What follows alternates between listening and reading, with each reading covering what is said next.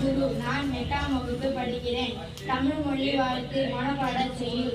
வாழ்க நிரந்தரம் வாழ்க தமிழ்மொழி வாழிய வாழியவே. வானம் மலர்ந்தது அனைத்தும் மலர்ந்திடு வன்மொழி வாழியவே.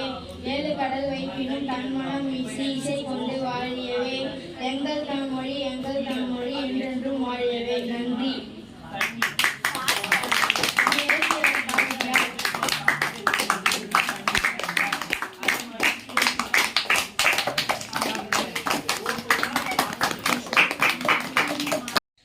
என் பெயர் சத்குரு. நான் 8ஆம் வகுப்பு படிக்கிறேன்.